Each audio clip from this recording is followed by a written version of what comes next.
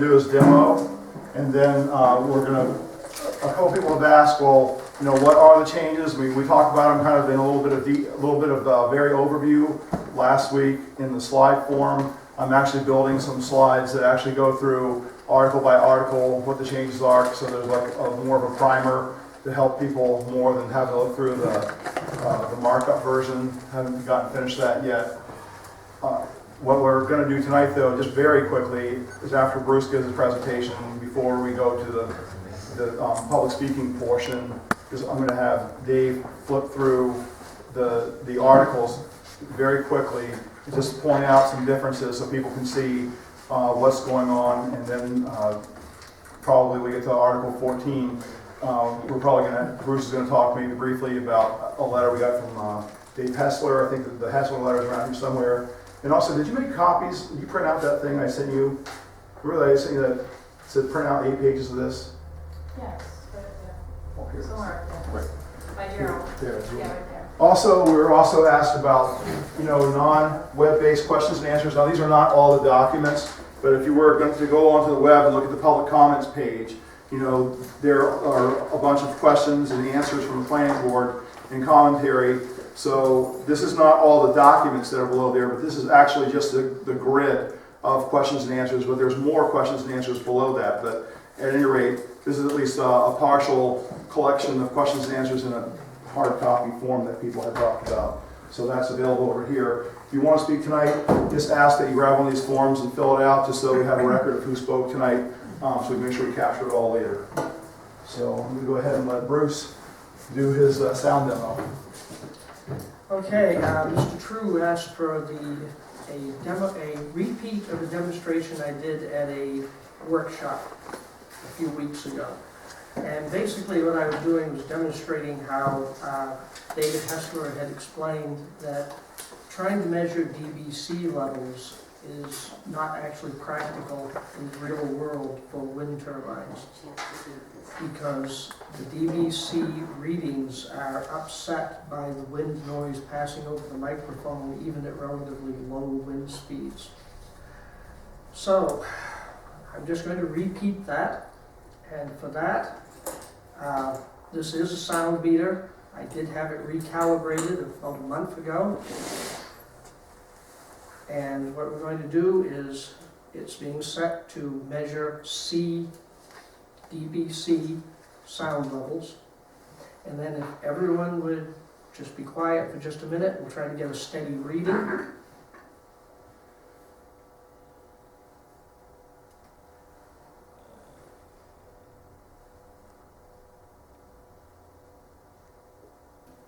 I'm not sure how many people could see it. It was settling around 46 dBc.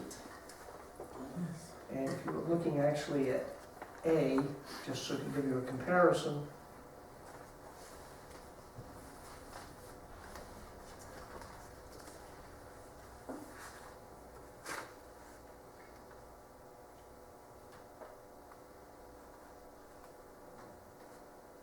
dBA in this room right now settled down around 34.7, 34.8. So even in this quiet room, the DBC level is over 10 decibels higher.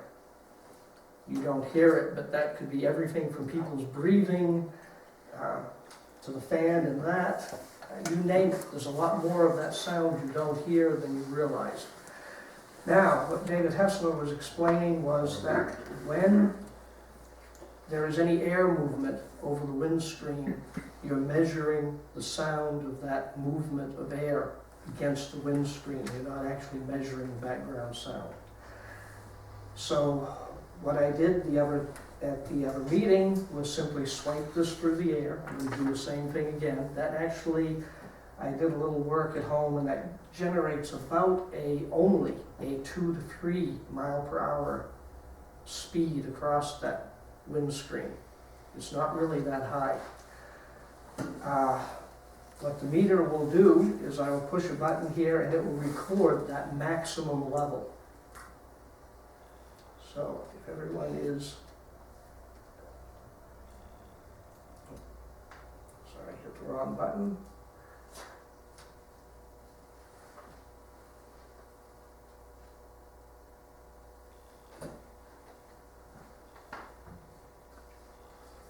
80.7. Now, this was just a repeat to demonstrate the principle of why DBC is inappropriate for use for measuring sound from wind turbines. It's next to impossible to actually get a valid reading.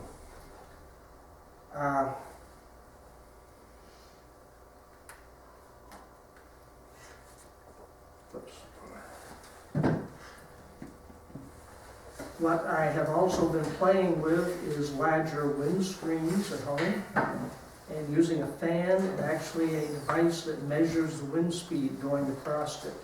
I get similar results, but it takes a lot longer to demonstrate that. If people want that demonstration, I will do it at the next meeting, at our workshop, to demonstrate it there. But it takes a while to set up and it takes longer to do because I have to do a lot of fiddling to get the microphone at the right distance from the fan, measure the wind speed, change wind screens. So this was to demonstrate the principle. If people want to see something that's a lot more accurate, I'll do it at the next meeting. But I hope this shows you why DVC doesn't work in the real world. Sounds good, but it doesn't work. Go ahead and talk. The land use ordinance that we were discussing here tonight does use the DVC. And based on Hessler's recommendation, we're going to talk over just dropping that. Because if you're, again, one of our problems with the court case was the fact that we had things in the ordinance that are either impossible or don't work.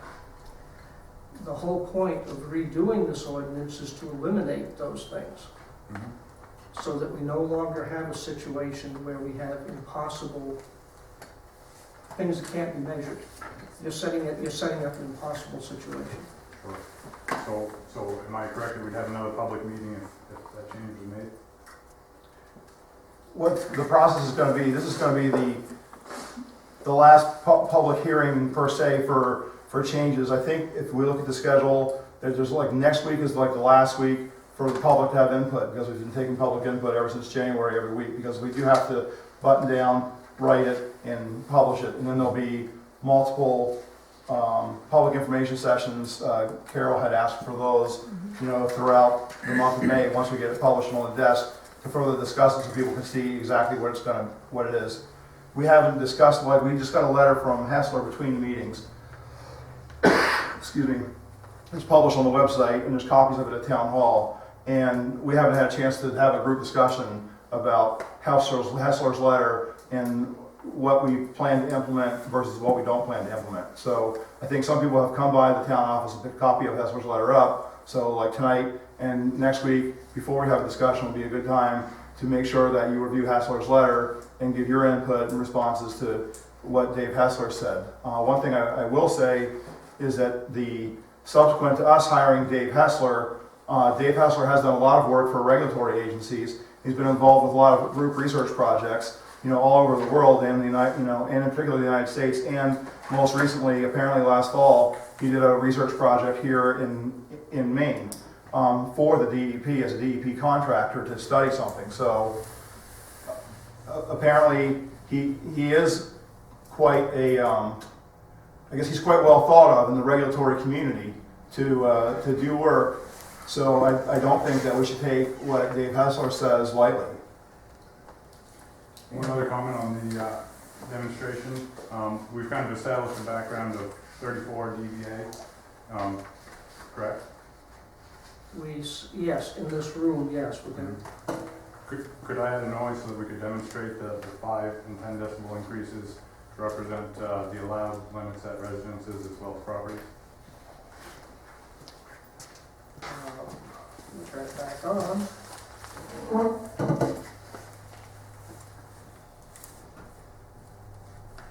Okay, so doing dBA, and I want to set it for recording maximum just as soon as I'm quiet, because talking right here, it's at 60.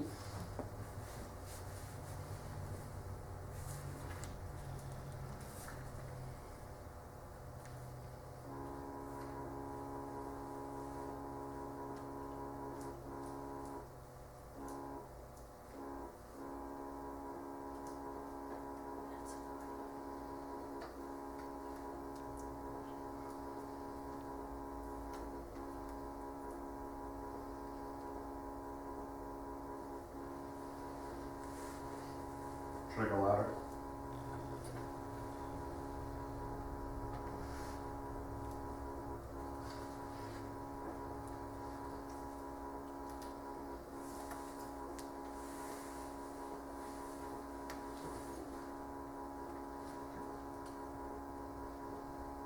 That's at about 39.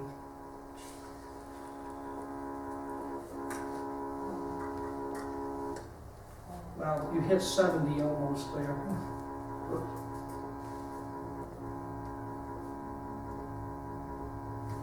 I'm getting like 53.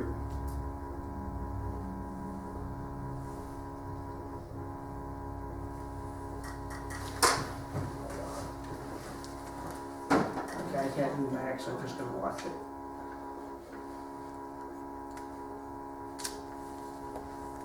That's about 47. So that would be. Does it change different places in the room from where you are, like, say, the back here? Yeah, it would. I mean, if his reading, if John Eric's readings were taken back here, would it? You know, is that thing makes a noise? Can you make it set a particular sound? Let's see what yours reads at. It's I think it's the same app that you're using. Well, I'm just making noise here, but I just want to make sure that you were Okay, at a you're- pretty high reading, so I want to make sure that his 34 agrees with what you were. Well, his was, he read 47 and I read 49 or 50 at the same time, so I took it next to it. So, okay, so I was trying to figure out where the horn was coming from.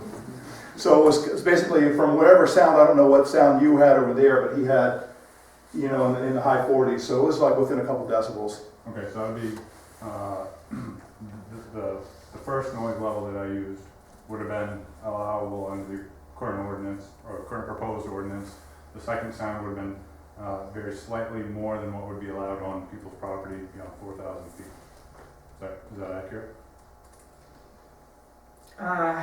Right now, it's set at beyond 4,000 feet at 40 dB, so you were Plus actually 10. louder. Plus 10. That's an alternate. We're still going over that, but yes, right now, that's the present. That's like the daytime sound. Day and night is the same now, my understanding? Well, I made a mistake when I wrote the 7 p.m. to 7 a.m. down. It's supposed to be worked out. Hassler picked that up, and so did a couple other people. I think Paul picked that up too. Right, the day and night limits are the same. Is that where we're going, Bruce, with Hassler's new one? That's what I thought. Yeah, pretty much we're gonna be going with just day and night all the same. The lower limit is what sets it anyway, so there's no sense having a higher one at a different time. Agreed. So you're going with the 40 instead of the 35? Is that what you're saying?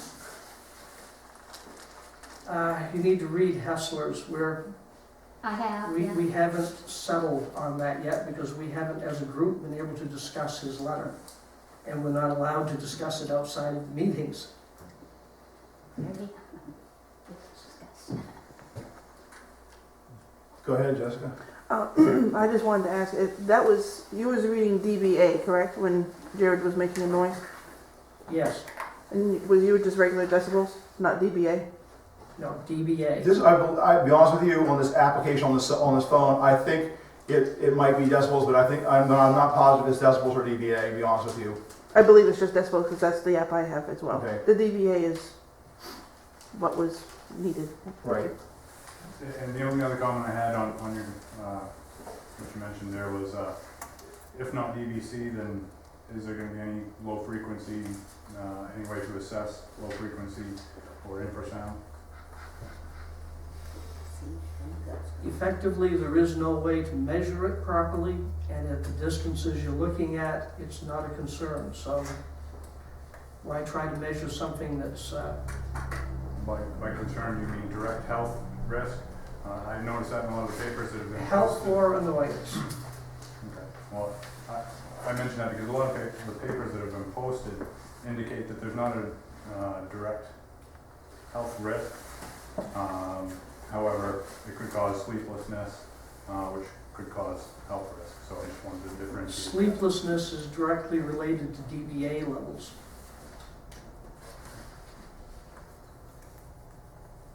You said at the distances we're looking at, what distances are those?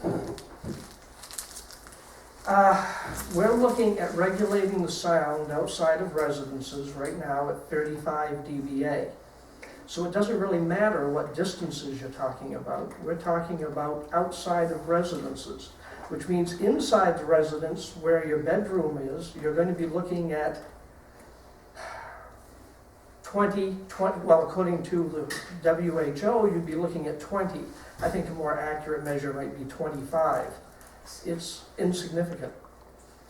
Okay, I thought you were referring to, are you still thinking of a two-tier sound limit, cutting it off lower at 4,000 feet? Is that the distance you're talking about? If you've read Hessler's letter, you notice that he recommends I don't know eliminating what, the I know distance. what Hessler said, I'm asking what you guys are doing, so we know how to compare the two. Well, just like Bruce said, Paula, about 5 minutes ago, we haven't had a chance to have a group discussion No. about it. So we're not thinking anything right now. No, well, you We're have just- something written, that's what I'm asking, what is in writing now, and what do you have to discuss in light of what Hessler has said? Would it be, what are you thinking of changing in light of what Hessler said? You know what, Paula? I'm not going to answer that question until we sit down as a group and talk about it. Oh, okay, so we have no way to ask an intelligible question if we have no idea what you are considering. Is my take on it right now. What happened first, Paula, the chicken or the egg? I'm sorry? What happened first, the chicken or the egg? Oh, But I mean, that's what it is. I mean, we haven't had a chance to have a discussion. So therefore, So- we don't have a group thought about what we should do about it. okay, So- so so- Hessler's letter came as a surprise to you. Well, yeah, I didn't, obviously I didn't know when I was going to get it. And it just came like, what, Monday or something? Today. Or today? Well, I just got a copy of it yesterday. So yesterday was the first I read it. In fact, last night was the first I read it. Okay. So I've had a connection to Hessler's letter for less than 24 hours, and I haven't talked to anybody about it. I guess we, who have attended the meetings all along, had assumed that Hessler was advising you all along, so. No, he gave us some information in the fall, which we were working off of, and he's been traveling around doing stuff, and we've been researching and reading his papers, and so finally he got back a detailed response to us. Okay, can I ask, I'm sorry, Jared, am I interrupting you? No, thank you. Can I ask which of the sensitive receptor definitions that you, or do you know at this point, which of the sensitive receptor definitions you're going with at this point? Didn't you update that already? Yeah, I updated that, but it's not posted yet. I mean, I updated it, but did Hessler redefine that in the letter? I forget whether that's in this letter or not. So we're using the new sensitive receptor definition that you came up with. I mean, I can bring it up and read it in a few minutes. And if the other night you decided to go with 500 feet around a sensitive receptor rather than 100 feet, or is that out the window because I don't know you're where you got reconsidering? that idea. That's what did you vote 500 feet on? Can I answer Absolutely that one? nothing. The height of the towers. Yeah, the height of the The tower height is of the 500 tower feet. is 500 feet. The what? The new height standard will be 500 feet, because that's where the Okay, FAA thank you. starts to do I heavy misheard. regulation. I'm sorry, misheard. So it's still 100 feet around a sensitive receptor will be one sound level, and that may be subject to change after your discussion. What that sound level is within 100 feet of the sensitive receptor as compared to beyond 100 feet. That is correct. There will be two different levels. And when we say sound limit, in your table of sound limits, that doesn't mean that the highest decibels that are ever experienced at that location are the 35 or 40 or 45, whatever you decide. That's LEQ. That's not LA max, right? Or even LA. It's not LA max, no. Hessler came So, up with another I- standard for this. So it's not really a limit. The EQ, that's a limit on the EQ, but it's not a limit on how loud the sound can be at that location. At any moment in time, it can be considerably higher than the LEQ It's or the impossible, L90. it's pretty much impossible to regulate something for L max. No, I'm just saying, that's not the maximum that's ever gonna be experienced there. It's not even the maximum that's gonna be experienced there in any hour. The LEQ is not the maximum that's going to be experienced in whatever time period, whatever frame, whether you use 10-minute or an hour or whatever you choose for measuring. It's the average, highest average is the limit that you're setting, not the absolute maximum sound that's going to be heard. It says here from Hessler, if any statistical definition is given to the project sound limit, it should be the L90A 10-minute measure. This quantity tends to filter out the contaminating noises mentioned above, and given a somewhat fairer but still imperfect indication of the project sound level in situations like this one, where the signal project sound level to noise background sound level is going to be quite low. LEQ measured even over a 10-minute sampling period would make it erroneously appear that the project sound level was grossly higher than it actually was. So he's recommending L90A for 10 minutes, which is the 90% sound level. Well, that's lower on, it's less, it's numerically less than an LEQ. Probably, that's what he's saying. So if your LEQ, if you were saying you were gonna set that at 35, 40, 45, whatever, and you set it at L90 instead, I would assume it's gonna be lower than 35. Well, we're going to go through his whole letter and try to sort these things out and have an explanation of it next week, because that's the first time we have a chance to talk about it. But I mean, you could go through it basically, Paul, and you know this because didn't you have a degree in computer science or something at one point? Computer science? Is that what you're saying? Well, it was something technical, that involved a lot of numbers. It's a statistical thing. Every one of these statistical variables has some sort of influence by something. There's always some source of error in any statistical sampling. You can go through... No, I'm not talking about error at all. I'm talking about when you measure the sound that's coming from a wind turbine and you set the limit at 35 LEQ, there will be sound higher than 35 decibels measured on the A scale, at least. I believe, I'm not sure if LEQ is median or mean, but there will be half the time the sound will be louder than that. Not half the time. Not true. But Okay. it When I will put a be- sound meter on an employee at work, okay, for an 8-hour period, all right, there could be, they could be exposed to, 80 decibels, 83 decibels for most of the day. But then if for like 1 minute or whatever, okay, they get exposed to like 101 decibels, it's going to increase that L level up. Now, it's possible, depending on for how many minutes compared to the other, that it would go up higher. However, you're not talking about, we're talking about a wind turbine, you're not talking about like an engine, like a chainsaw or a pair of aerospace ground equipment or a jet engine where there's some element of acceleration and thrust involved, in other words, an increase in fuel, because the wind doesn't increase at the same rate of increase that the turbine, the fuel being the wind does not increase in supply at the same rate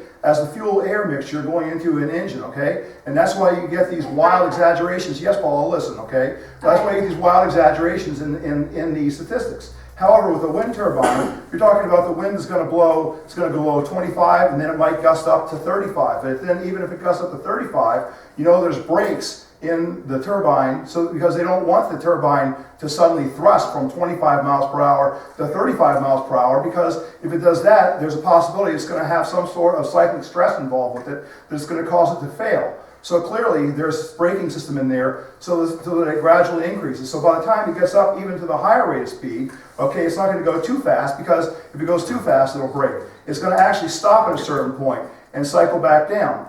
At that point, because it's cycling down, it's going to cycle down at a lower rate of speed, because the noise that you hear from the wind turbine in the nacelle is all based on the rotational factor of those gears in there. That's where that sound is coming from, and a little bit of the swoosh of the actual blade cutting the air. I mean, this is not rocket science. So I misspoke that L50 is not the same as LEQ, I realize that. Okay? But LEQ is somewhere between L90 and L10, is that correct? Yes. Okay? And so, somewhere between LEQ and L10, the sound is going to be louder than it is at LEQ.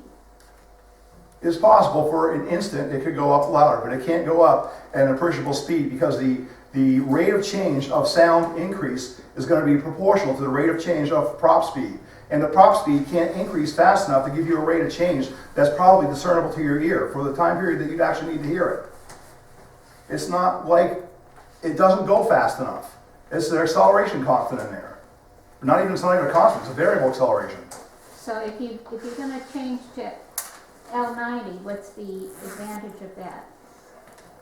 Because Dave Hessler is an expert, okay, and he's hired by many consulting agencies. He has a lot of experience, more than us, so we're going to consider, not take for sure, we're going to consider that number. But like we discussed like several times now, we haven't had a chance to have a group discussion on it because we haven't had a meeting to talk about it.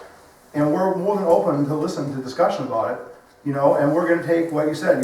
So basically, the summary of what we're hearing from you, in my opinion here, is that if it's not LEQ and we use L90, you believe that the sound threshold should be lower than 40 or 35, equivalent of LEQ. Is that what you're saying? Well, that's from my amateur understanding of the difference between L90 and LEQ. So we're not going to use these numbers, but just academically, just pretend if we said L90, if we said LEQ of 35, you would think that L90 would be 33, for example, or something. Not those exact numbers, but that's the concept. And your question is? So the question would be, if we had currently it said LEQ of 35, as just a simple example, not using these numbers, just to have an academic discussion here, you would think that the L90, in your opinion, should be like 33. No, I'm saying, how do you come up with it? How would you, as the board, what would be your thought process? What would you be considering on how to change it from 35 to what? What if you pick a number out of the air? Well, probably this week I would recommend, I'm going to talk to, I see your hand up there. This week, and I'm going to call on Teresa. This week, what I would recommend to the board, and Bruce and myself too, is to go read about L90 and LEQ and make sure we understand clearly what L90 and LEQ mean, so that next week we can have an intelligent discussion about it. That's what I'd recommend. Therese. It appears to me that at some point the wind turbines reach a maximum rotation, and that more than likely the sound will be the loudest at those times. So at maximum wind turbine rotation, what sound levels have been reported? What can we expect? Because if the wind blows at 25 miles an hour most of the night, or gusts up to 60 for a long period of time, they may be sustained for those levels. And Paul's point, I think, is that when they do reach maximum speeds, what are those sound levels and what can people expect? Well, what we had done for the previous project is there was an ISO contour drawing done for the worst case condition in every direction, 360 degrees, with the presumption of what the highest winds could be up on that hilltop, based on the meteorological tower that's been up there for a couple of years now. At that time, it was up there for I think 18 months before the actual analysis was accomplished and the drawings presented. So they had 18 months worth of meteorological data. So they had a rational set that they could measure, where they could count on to get the most likely high wind speeds, okay? Then they took those numbers, they took the the wind turbine motors and prop diameters, etc., and did a calculation based on how fast those things could wind at the worst case condition at 360 degrees, would be able to rotate those, whatever those maximum speeds were. I couldn't tell you what those max speeds were off the top of my head. Then they had to do drawings based on the calculated sound output as in the cell. So that being the sensor or the emitter, and then that sound waves, those sound waves went out, and they drew them at, I think, 1 decibel contours out from the nacelle, I think, to what, 6,000 feet or something? I forget. It was quite a ways. Oh, it's over a mile. It's like 1.5 miles, I think. I thought we did, but I don't remember the exact number, but basically, in the record, there's a drawing for that particular project that goes out like 1.5 miles, showing what the estimated sound contours would be based on the worst case condition from 360 degrees. How do they compare to that 35 figure they're talking about? You're possibly setting. Well, if I had those drawings in front of me, I mean, I believe that is hitting like a roughly 30, as well. It's like well inside 4,000 feet, it hits those 35s. I mean, And almost every Which I'm drawing. residence, other than, actually, I think even at the 2 residences that are inside, that are just outside of 4,000 feet, that would be the one that Bruce Cummins used to live at, and Oliver, I believe. Other than that, everyone else is out at about 1 mile, and if you look at those charts, it's at 30 dBA or less. And that is the maximum On-screen power level. bring up That's not, public hearing, that's, last. there probably gonna be peaks occasionally that might exceed that slightly, but again, you're all the way down to 30 dBA. Yeah. They measured for compliance at Beaver Ridge in December, and at The same, the full website, the public sound hearing. power, Let's bring that website back up again. And if they're rotating. Oh yeah, you bring up the slides, all the slides. Because Go to you the, know, the next slide, go to the very last slide. rotation is, because they put the brakes on. I will say this too, I've been to Beaver Ridge, not Beaver Ridge, to Bull Hill now twice. Go to, yeah, that one. Freedom twice, Bull Hill twice, and Myers Hill twice. And I'm not sure how many people here who are concerned have actually been and visited any of these. Bull Hill is relatively close. I just took readings there Slideshow. only a week ago during some fairly high wind conditions. So currently. What I can do is bring in those readings next week, because I've got them recorded. I can actually put them here on the screen, what the actual readings were. But the other thing I would say to anyone here, and actually I've asked Carol, except she wasn't available yet, to go over, and I'll take anyone over to Bull Hill. And I think you really need to hear them yourself, especially when you get out at several thousand feet. Because by the time I was out to 4,000 feet, I could not pick out the wind turbines from the background noise. And you don't outdoors, when the wind is blowing, get background noises of 30 dB or 35. I was getting background noises of 42, 45. Once the wind is blowing at any speed at all, and I was in a sheltered spot down inside some trees, but there's no leaves. In the summertime with leaves, it'll be worse. It'll be much higher ambient sound. Like I say, I couldn't pick the wind turbines out. This is a chart, and sorry, I did, actually, I'll tell you right now that I told Paul, I know that you guys who do this work are smart guys, and you guys charge quite a bit of money to have conversations about this stuff, but when I took a scale and laid it out on the paper, you know, for the decibels, it really wasn't substantially different in a vacuum than the big calculations do. We don't charge that much. So anyway, if you look at these numbers though, you know, this is, if you ever want to know just like roughly, you know, from sound power, this is the standard physics book equation for what sound power you get from an emission. And, you know, I pulled this off of another engineer's work in one of the things from the Massachusetts, there's a task force down in Massachusetts, you know, with the Massachusetts DEP working on wind, and it's on the website too. But at any rate, this chart came from there.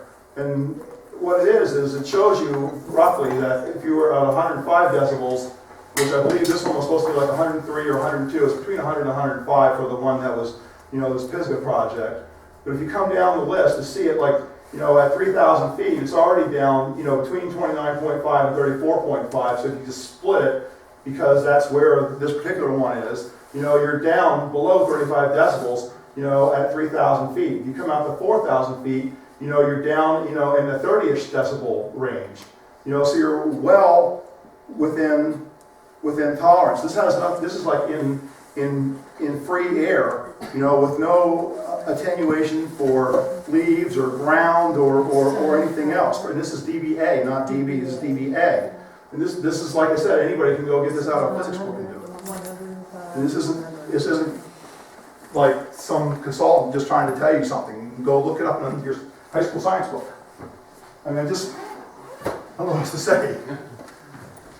What you could say is that it's dissipation due to distance only, and it doesn't reflect additional dissipation due to atmospheric absorption. Right.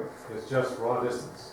Could you also say that it doesn't account for topography, such as, reflections, whether it's the geology of the granite that carry vibrations, or a mountain that's going to bounce sound waves in unique directions? You could say that, but that's why sophisticated models take that into account, and that's why our model took that into account. Right, his model does take that into account, but I guess what I'm just trying to point out is if you just, on your own, if somebody says something is generating this much sound, and you just took your ruler out and put it on a piece of paper because you just wanted to know what it would look like, anybody at home could take that formula and put it into your calculator, or put it into your Excel spreadsheet, and roughly estimate what it's going to be. And barring some odd geological formation, it's going to be pretty darn close to what these numbers are. I mean, that's part from my perspective. I mean, I didn't really spend a lot of time on this. I have to admit that this past several months, I spent a lot more time looking at this down into the weeds, than I did before. Even though I had done this like 15 years ago in a different job, at the industrial sound level, not for this sort of thing, because I was never concerned about sounds at 4,000 feet in an industrial environment. But nevertheless, I mean, it's the same principles apply, and it's just kind of interesting, how it all works out. And the fact is everybody's questioning how these numbers can be right and stuff all the time when you can just get it right out of a physics book. I mean, that's what's frustrating for me. And it's backed up by real-world studies of active operating wind farms at full sound power, like they did at Beaver Ridge Wind in December. They measured noise levels with the turbines at full sound power at 3,200 feet of 29 decibels dBA, and at 2,800 feet, 35 and 36 You go to the next slide. So some people like a graphical version. There's a graphical version of it. So you graph it out. There's the lines, and here's 35 decibels. I mean, same answer. Just obviously, some people can understand pictures better than they can on numbers. What has happened is that there has been a lot of discussion of people claiming that there are all kinds of negative health effects. And there has been negative health effects when people are way too close, and if you're also a noise-sensitive individual. But even the World Health Organization says 40 dBA outside of bedrooms is acceptable with no known long-term health benefits. There might be a short-term, one night or something you have, but they say 40 decibels outside of a bedroom. We're taking a lower standard than that. But the standard calls for the greater of 35 dBA or the LEQ. Well, actually, I'm looking, after Hessler's reading, I'm talking about, I will be suggesting we drop that, but the greater of would only apply if the ambient sound at your location was higher. And the point is, we're limiting the wind turbines at this point at 35 dBA. If the sound outside of your house is 45, you're not going to hear that 35 decibel turbine. Well, if the wind is at 45 outside of my house, the wind turbines would be. No, they don't. No, see, that's where you're wrong. The turbines don't get any louder. The sound that I'm they're. talking about the ordinance, not the turbines. Well, the ordinance is based on Okay, I'm not sure, you're thinking, okay, the sound level outside your house is 45, let's say. Mhm. If the turbines are only putting out 35 at that point, you're not gonna hear them. But the ordinance allows for 50 under those conditions. But what difference does it make? Yeah, Well, that's no, right. it doesn't. It doesn't allow for 50 under those conditions. I was pretty sure it was an LEQ pre, Well, again, I'm talking about dropping that, but the thing is, what it allows is immaterial if it's not going to happen. well, I think it's important to write the ordinance, not for a specific project, but for all potential projects. Well, no, that's what we're doing. But the point is, okay, I think I'm trying to understand what you're saying. But the reality of it is it's modeled so that it's actually for a residence at your house. The ordinance says it can't go over 35. Period. No, that's not my understanding. Maybe I'm wrong. I hope I am. Is that correct, Bruce? No, because we did say the greater, again, Hessler recommends dropping that, and I'm gonna recommend dropping that. But again, whether it's allowed or not, it's never going to get that loud. The situation was, what the idea was, if you had high ambient sound around your house, to not force them to have to do crazy measurements around your house, because you say, I can hear the wind turbine, and it's 60 decibels of ambient sound outside your house, and you claim the wind turbines are higher than 35. Well, it's sort of ridiculous. It would be, I'm trying. Right, but in the ordinance though, isn't it modeled though so that the house, you're not assuming, like when you're doing the modeling up front, the upfront modeling is the determining factor. So the upfront modeling doesn't assume that there's 45 decibels at the individual's house. No. That's only the compliance modeling down the road. The compliance modeling down the road, that says if you say that there's, because when you do these, you don't know for a fact what the noise is at the individual's house before you get started. No, you don't. Right, so that's why it's 35, because it's all, the design, the project design is based on 35, okay?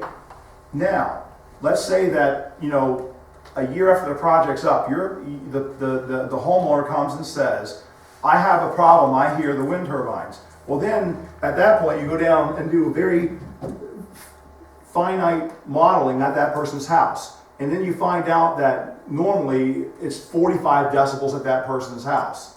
Okay, well then, that's a horse of a different color, okay? Because now it's always 45, and when the project was designed, it could only be 35. So clearly you can't ever be, you can't hear it because it's 35, it can't be more than 35 at the house because it can't emit any more sound than that. Even though the ordinance allows for it. But it's physically impossible.